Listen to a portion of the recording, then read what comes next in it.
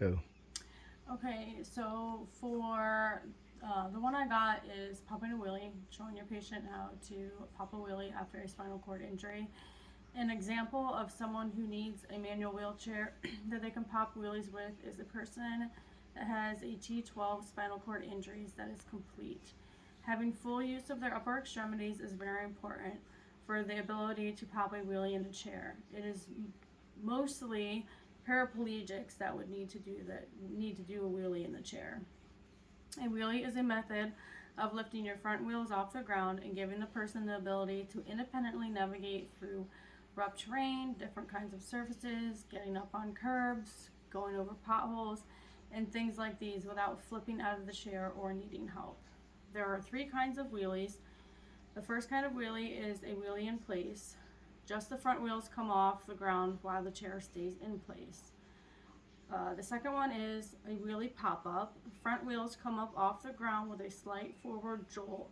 This is used for getting onto the curbs. And the last one is a forward wheelie where the front wheels come off the ground while it is fully moving forward.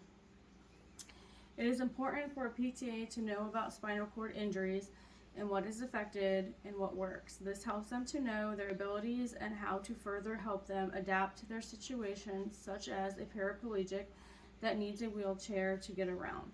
By the PTA knowing they have full function of their upper extremities, they can teach them to pop a wheelie in the chair. They can also know the equipment to safely be able to teach someone how to do this. So knowing the equipment is very important for the PTA, knowing the injury and the fact that this person has the ability to use their upper extremities. So this wheelchair I have here is not the one. They would normally have the big driving wheels on each side. The first wheelie that we talked about was where it just comes up off the ground as they stay in place. The second wheelie, they would pop up and take it and jolt up and be able to get on. And then the third wheelie is just they are driving. They're up in a wheelie as they're moving and going wherever they want to. So for the therapist to know the equipment, to be able to teach and save them is very important. What they would do is they would take a gait belt like this, wrap it around down here on the bottom, and pull this tight.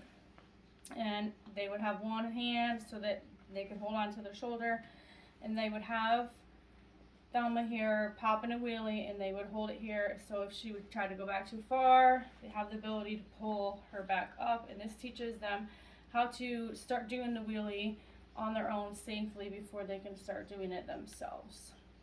So that's all we have for today for learning how to pop a wheelie.